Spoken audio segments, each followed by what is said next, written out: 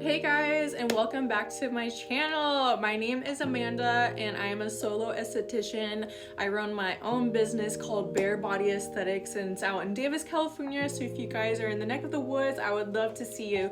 And today I'm going to be talking about my personal aesthetics industry experience. So if you're an aspiring esthetician, this video is going to be perfect for you. Everyone has a different experience and different schools, different clients that they take, different coworkers, different students. So this is just me and my experience, and this doesn't kind of cover everyone's experience in the industry. This is just mine personally. So growing up, I never really was too good at school. I never flunked out or anything like that, but I always got like B's and C's and the occasional D and maybe an F in the math department, but everything else I was pretty okay at. I didn't, excel in my studies, so I wasn't really too excited to graduate high school and go into college. Going into college, I was super forced and pressured by my school counselors to pick a major. And going into college when you're 17, 18, I don't think you can really understand like what you want in life yet. I think that's just impossible. So if you're a high school student and you're getting kind of pressured to pick your desired certification process or degree for whatever college, whatever major that you're thinking of, my biggest recommendation for you guys is to maybe wait a year, wait a semester, get some real life experience, go work a part-time job, kind of get a feel of what being an adult in the work life industry is really about before you make a really big decision. Out of high school, I started enrolling in community college. I picked communications because my counselor said you could do everything with communications. I was like, okay, nice. I can do anything with communications. So I'm gonna pick it. I'm gonna listen to her. I'm gonna trust her. I don't know what the heck I'm doing anyway, so I'm just gonna sign up for communications. And something about your major in college is that you can always change it, right? So I started doing communications. I hated it. It was so boring. You have to do a bunch of essays, a lot of public speaking. I was not for that. I'm like, I do not want to do this until I die. So I changed it to art because going through high school, I was in a bunch of art programs. I was one of the best artists around in school, but once I started doing that professionally in college, I was like, this is so boring, because in the art industry you kind of have to create things that other people want you to curate for them as a client, so you don't really get too much creative freedom as an individual artist. You most definitely can make it. It is a hustle. You have to get your own shows, you have to sell things, create murals, all these really great things, and that's something that I wasn't super passionate about. I was just using it as a hobby. So I got really tired of art really fast, and I changed my major once again to graphic design. So graphic design was like a little bit more specific than the art major. So I started doing that, and I learned that my community college had a certificate program, so you did not have to do the prerequisites, like you didn't have to do English, math, history, science, whatever. And I was so happy to take that certification program, you guys, because when I tested into college, I tested back into all the classes that I had in high school. So I did not want to retake those all over again. So the certification program was the place for me. So I started my graphic design career in 2020. We all know what year that was. The best year ever for everyone. Loved it. When we started, we had access to the laboratory. We had like 3D printers. We had Adobe Photoshop. We had MacBooks. We had all of these really cool things that the college provided for us. It was really nice. So if you had like an assignment, a project, homework due, you could utilize that lab for free. Only people who were a part of that major could access that lab room. So it was super fun. But then March 2020 happened, and they shut down the whole entire campus. Everyone thought they were gonna die. No one knew what COVID was. So that was really fun. I really enjoyed it. No. Since we were utilizing the lab, we were obviously not able to go and utilize it anymore. This was before like all the COVID regulations and the mask and everything. This was like when shutdown just happened. So we were not able to do anything at the school whatsoever anymore. We were able to turn in assignments and stuff like that, but since we didn't have, Adobe Photoshop and all these, things like Illustrator or MacBooks at home, it was really hard to complete assignments the way that my professors wanted to. And of course, they totally knew this, they totally understood it, they were super easy with grading, but I couldn't do it for, the rest of the semester. I couldn't do it for the next semester and the following because COVID regulations were still, heavily enforced even a few months after. So even if we did have like online classes, like I wouldn't be able to utilize the MacBook and all those other softwares that were needed for projects. And I remember talking to people I have befriended at my mall job. I was just working retail and some food jobs. The most recent one that I had at the mall was at Press Juicery. It's a little juice bar, if you guys ever heard of it. Really like their juices. They're super overpriced though, so I have not gone back to Press Juicery ever since my employment there. But when I would work there, I would give drinks and soft serve to customers that would come in, and I saw these two people come in pretty frequently, and so I asked them, oh, what do you do, or do you work in the mall? And they said like, oh, the benefit bar, I do brows, I'm an esthetician, and the other one was like a makeup artist. And we just became friends and started talking. And since I was significantly younger than them, I would always ask them like career advice. How did you get into this industry? Do you like it? What do you love about it? Blah, blah, blah. And they really sold me on the idea that you can create your own schedule with your own clients. You are your own boss, especially if you do like freelance work as an MUA or an esthetician. And let me tell you, I hated working retail, guys. I hate working retail. If you've ever worked retail, you know how much like turmoil you experience on a daily basis. I was doing Press Juicery at the time, so that's not really retail, it's more food, but I was just getting paid minimum wage with like just tips here and there, and it's not like a lot of tips, and you always had to split it amongst whatever crew that you're working with today. So I was like, I need to make money, I need to make it fast, and I don't want to go through this whole school process. So when the lockdown happened, I was thinking about those people that I met while I was at the mall working for the juice bar. And that's when I decided to go into this place called Blake Austin. They were like a aesthetics place. You can get licensed as a cosmetologist, nail tech, whatever. And I really liked the facility. It looked super beautiful, and like everyone that I met was super cool and super nice. And they had this little area that was really interesting. It was like a bathroom kind of looking place, and they had like spray tanning equipment, and they had like this cool water bed, you guys, that you would just like lay on it and it would like spray your whole body. There was like tubes on top of it, and it would just like spray you and give you like a cool like little water massage. It was really interesting. I've never seen anything like that. So I wanted to enroll, but honestly it scared me, like taking out the loans and going through like the financial aid process.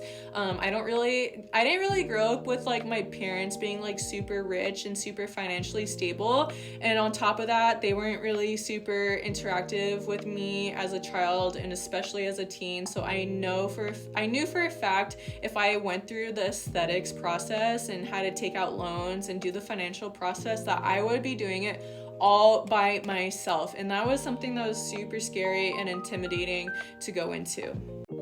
But when COVID happened and I was like struggling with money, living on my own, trying to, pay for my own bills, my own apartment, because I didn't live at home, I was like, you know what? F it. I'm going to take out these loans. I don't care if I have to take it out. I'm just going to do the financial aid process and, just go from there. I felt like everyone takes out loans, during their college career, and the type of loans that I had to take out were not like the level that people at university or, you know, grad school had to take out. So I was like, I can do this. Honestly, I wish I started sooner. I was so dumb. I went through the whole financial aid process, and since like my parents don't make too much income and I was, you know, an independent on myself, and I was paying for my own life and my own bills, I actually only had to pay about $3,000 or $4,000 out of pocket. So if you're going to college, you know that you have to take tens of thousands of dollars of loans out, and they just accumulate every semester or quarter. So $4,000 to $5,000 for my aesthetics business didn't seem too bad. So I signed the dotted line, and then I was set to start my aesthetics journey. And then the worst thing happened after I enrolled with Blake Austin. They shut down. I don't know why. They didn't shut down completely. They had like 2 different facilities, one that you can become an esthetician, cosmetologist, and then one where you can become like a nurse or, you know, something like that. You could do like dental work and stuff like that. I did not want to become like a dentist or anything like that. So I was so bummed out when they closed their esthetician cosmetology section. Still working part-time, you guys, struggling to pay my bills and living paycheck to paycheck. You already know the economy is just poop in America. It's so hard to make it, especially if you don't have help. It's really hard out there. So I was super sad and depleted. I was like, where am I gonna go? There was like other aesthetics schools that I could go to, but they were like really far in Sacramento, and they were kind of like in ghetto areas, so I didn't really feel safe making the drive out there on a day-to-day basis.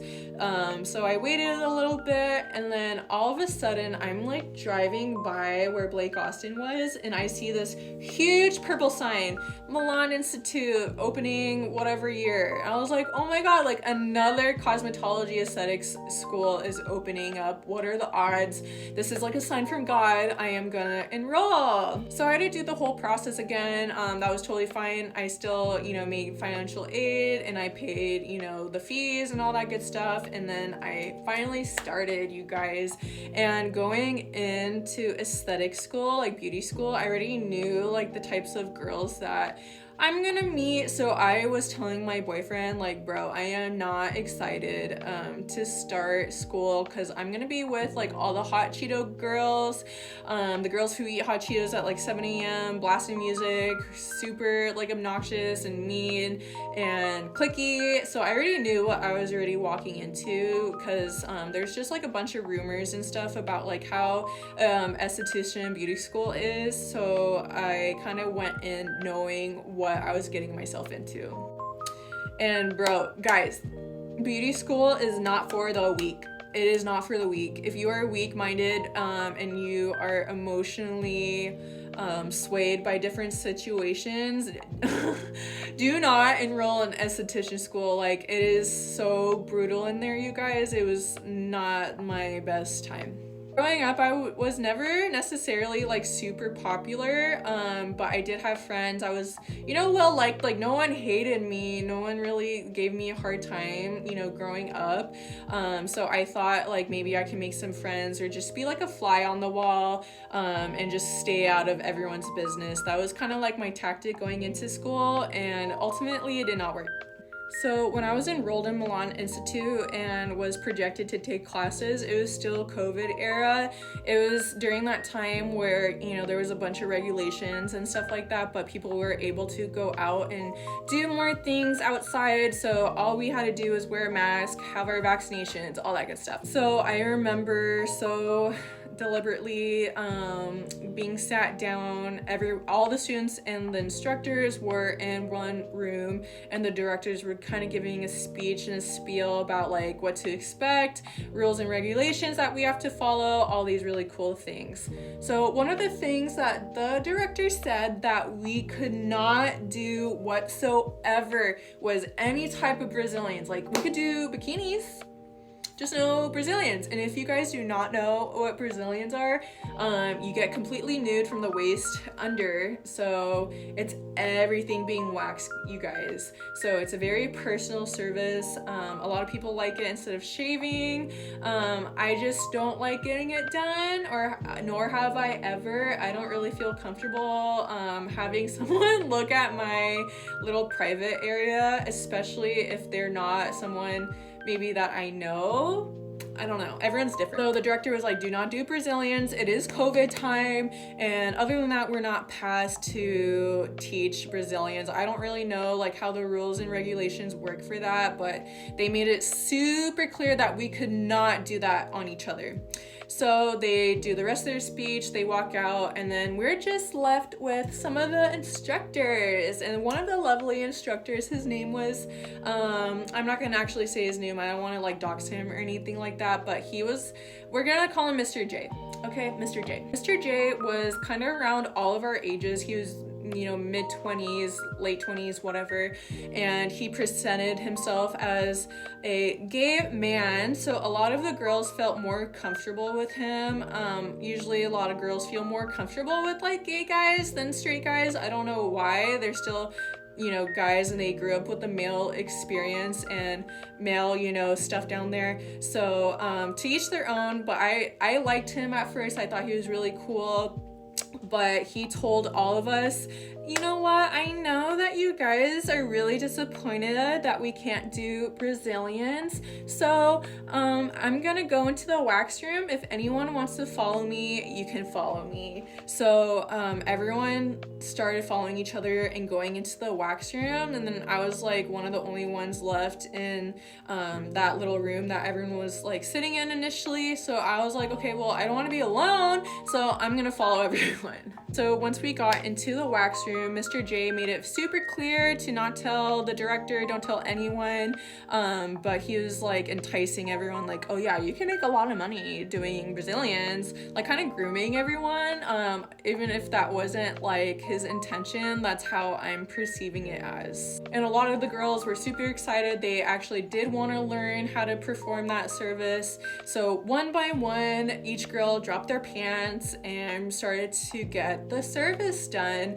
And since I was not comfortable with looking at other girls, you know, private areas or getting it done, I kind of stood in an area where I wasn't able to see anyone's like lady parts. Everyone who could have gotten waxed did get waxed, and people started asking like, who hasn't gotten waxed? Who hasn't gotten waxed? Oh my god, that girl over there didn't get it. And I'm just like, don't ask me. Like I don't want everyone to see like there is like maybe like 10-12 girls there, and then everyone was just kind of like surrounding each other. So I was like, girl, if you're gonna do it on me, like I can only handle maybe like 3 or 4 people looking at me. Like I don't want the whole class to see what my area looks like down there. And mind you, when everyone was like getting their waxes done, there was like curtains in between everyone, and Mr. J was kind of like going in and out of each like curtained area where the beds were, and he was like walking in and out of the wax room to monitor the directors coming or anything like that. So he wasn't like stationed with someone specifically for a long period of time. But when I got my Brazilian, or I was getting ready to get a Brazilian, he stood right under my legs, you guys. Like not behind me where he couldn't see like my private area, like he was in front of me.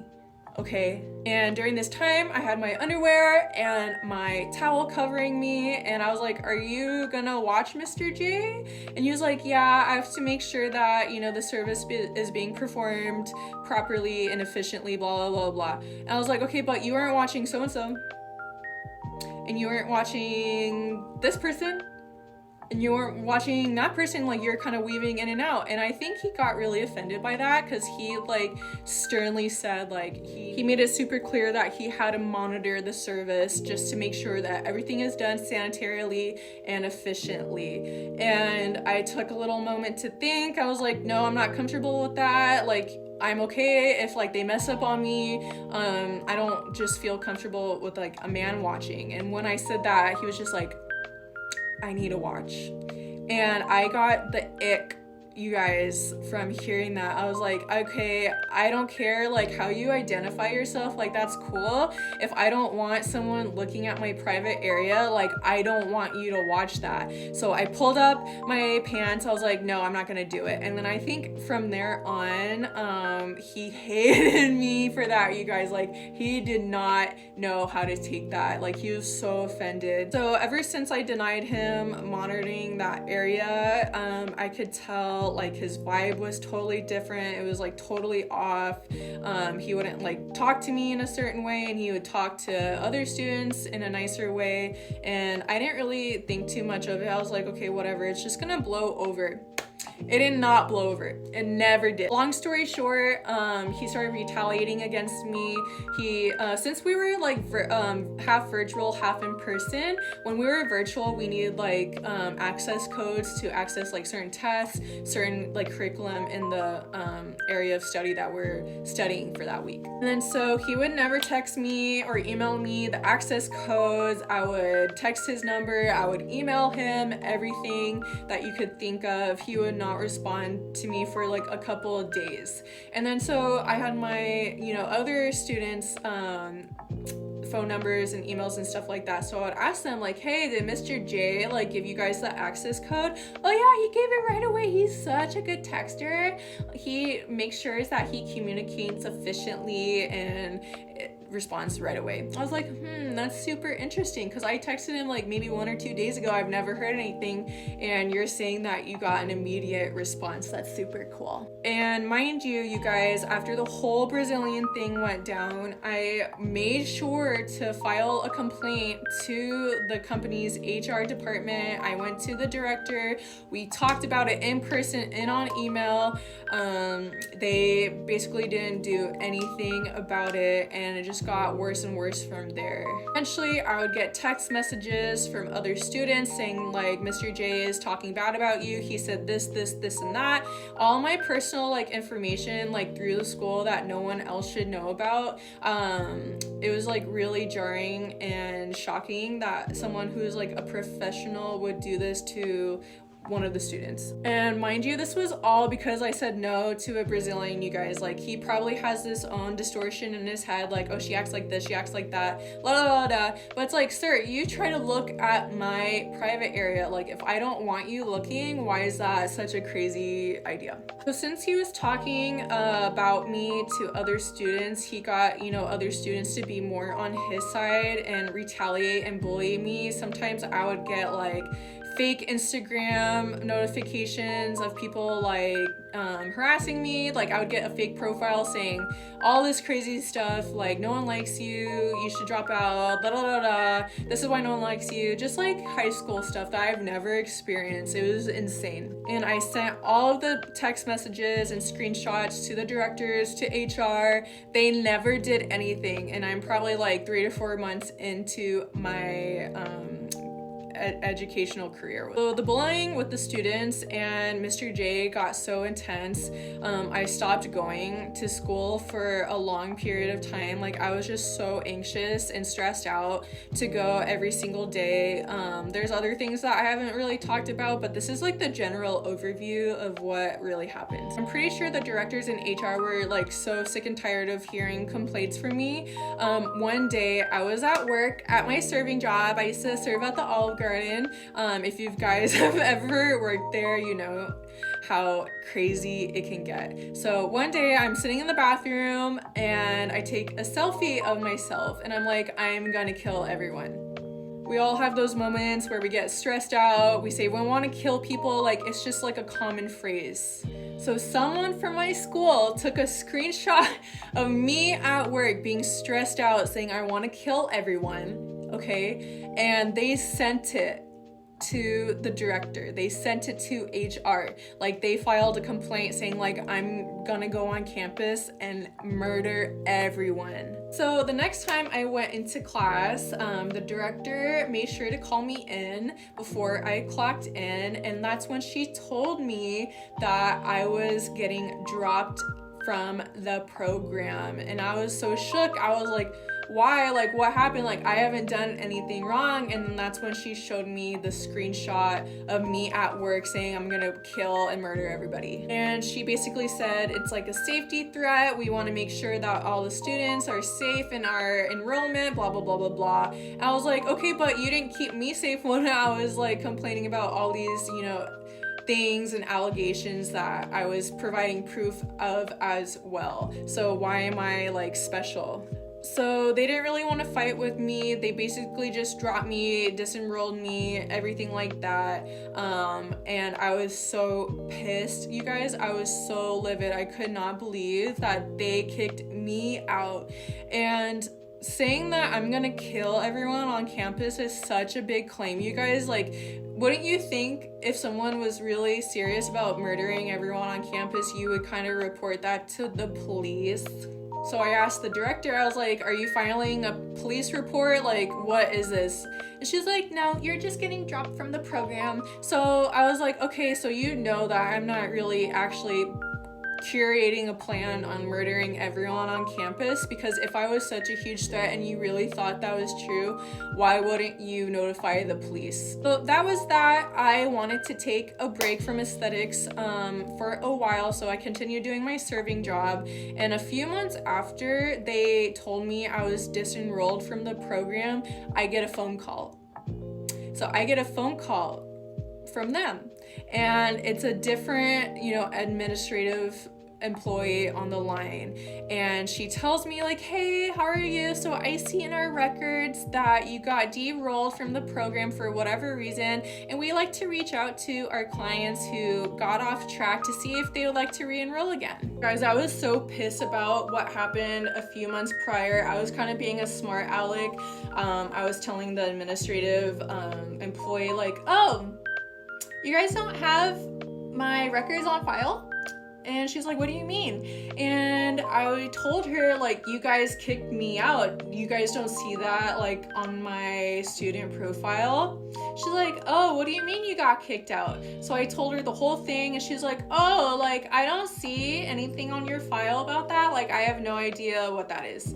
I was like, well, it happened, so why are you guys asking me to re-enroll? So basically I told her, I'm not interested, and that was super interesting that you guys kicked me out, and now a few months later you're asking me to re-enroll into your program. After that, I started calling different schools to see if they would take like my transfer of units. I didn't want to take the whole program again, and that's what a lot of schools told me. Either you could find a place that would accept your transfer credits, or if you started at a school that didn't accept transfer credits, you would have to start the program all over again. And with aesthetics, it is 600 hours. So every month is about like 100 hours. So about 6 months is how long it should take you to complete your aesthetics program. And I did not want to waste another year, or excuse me, half a year just to get re-enrolled somewhere else. I was at like 300 something hours, like 400 something hours. So I only needed like 2 months left, you guys. After some calling, I finally found another place in Sacramento. It's called Miley's Beauty Academy. They're more smaller with their program, so that's why I feel like they accepted me. All I had to do was pay like the tuition fees and stuff like that, and I was okay with that, whatever. I was just so happy that I was able to pick up where I left off. And since I knew I had like such a big injustice from Milan Institute, that's when I got the bright idea to turn to small claims to try to win back my tuition fees. So long story short, I filed the small claims complaint file, and I sent it off. If you guys don't know anything about small claims, the max that you can ask for is 10 grand. So since my tuition was almost $12,000, I asked for the max 10 grand on the small claims. If you guys look up Milan Institute and the owner, you are gonna see just a plethora of complaints about Milan Institute and the owner, Gary Yasuda. So Milan Institute isn't a franchise, but there's like different locations out here in California, and I think there's one in Las Vegas. But basically, Gary Yasuda had a father, Mr. Yasuda. He unfortunately passed away not too long ago. So may he rest in peace, but he was the one who founded and curated Milan Institute. And when he got a little bit older, he passed it down to his son, Gary Yasuda, to take over the family business. So in my opinion, since it wasn't like his own business, he just kind of inherited it from his father. I don't think he really took it too seriously, but you know, it's a really great asset to get passed down. But I feel like whenever someone gets passed down, like the family business, they're not as passionate about it. Sometimes it can be a different story, but I think usually people aren't as passionate as like their parents were about it. So if you look up his name, Gary Yasuda, he has so many lawsuits, so many things that he's done to people. It's really horrible. They're all public information. A news outlet actually did a whole story about it, and I have no idea why Gary like agreed to come for an interview. So one of the most jarring stories that I read about him was that he was tapping into his own employees' 401k, guys.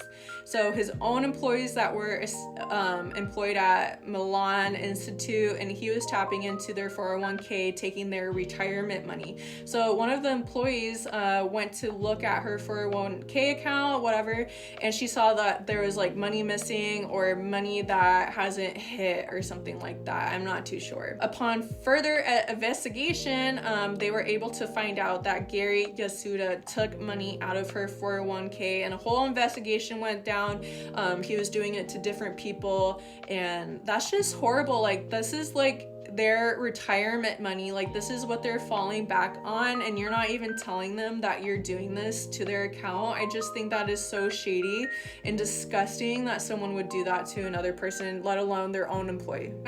Only saw him once, since it was like a newer school. He came and just, you know, evaluated it. I didn't say hi to him, I just saw him. They said he was the owner, and then when I googled him, I saw his face again. I was like, yeah, that's the guy, that's the owner. I saw him in person once. So I tried emailing him, mailing him in his private office. I would never get responses from him or Milan Institute. So when I went to small claims, you guys, I got my court date and no one showed up. It was like good and bad for me, because since no one came, no one was able to fight like my claims of, you know, SA or S harassment. So it went in my favor. I won and won time and time again. They never came out. Eventually they filed an appeal because I won so many times, right? And I won the granted max amount, keep in mind. So they filed the appeal. Okay, and then they show up to the appeal court date, and then they try to say, you know, why they don't think I deserve the money, but the judge was basically asking them, you know, did this happen? Did you guys kick her out? Did you guys file a police report? Did you guys do this? Did you guys do that? And you know, the representative agreed or disagreed on certain things. So after the appeal, I won again, okay, because they came out with no evidence to support anything that they had to say, other than the screenshot that I wanted to murder everybody. After the appeal, I won, and all I had to do was collect my money. But the hard thing was that they never showed up, and I couldn't collect my money. So I had to keep on going to different court trials and court hearings, and eventually, after 2 years of filing my small claims case, they started sending fees to Milan Institute, and that's when they started taking the whole case seriously.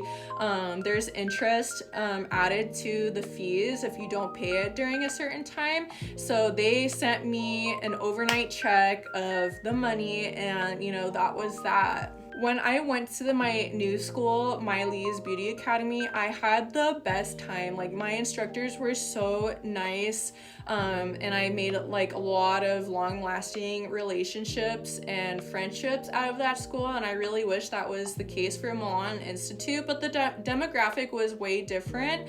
Miley's Beauty Academy was a Vietnamese kind of school. They had like a Vietnamese area. If you didn't know like English, they would have the classes in that language. So I thought that was really cool. And then in the back, we had a separate aesthetics class that English speakers could come and, you know, get the program. So I was like in the little English speaking area. I'm not Vietnamese, I don't speak anything other than English. So I felt like the class was really, really small, you guys. There was only probably like 7 to 8 girls in the whole English speaking class. Well, anyway, like I said, I really enjoyed my time there. There's not really too much to talk about because everything went really well and I was able to graduate on time, and I was so happy to get my license, you guys. Like, I was waiting for this moment for like 3 years, okay? I got into school initially 2021, and then I finally got my license last October, so October 23rd, or not 23rd, 2023.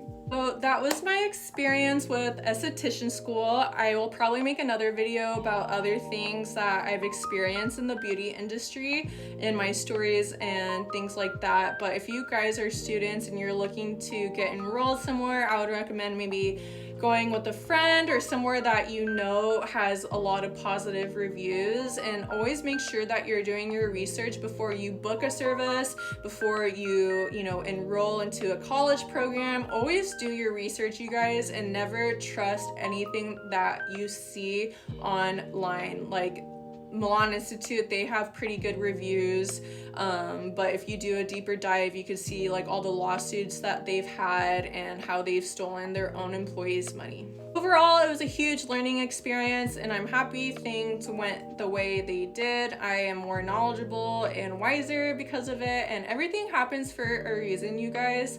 So if you have gone to aesthetic school, let me know what your experience was down below. And are you an aspiring esthetician student? Are you gonna try to be a nail tech? Do you want to be a cosmetologist? Let me know in the comments below. And thank you for listening to my story, guys. More to come.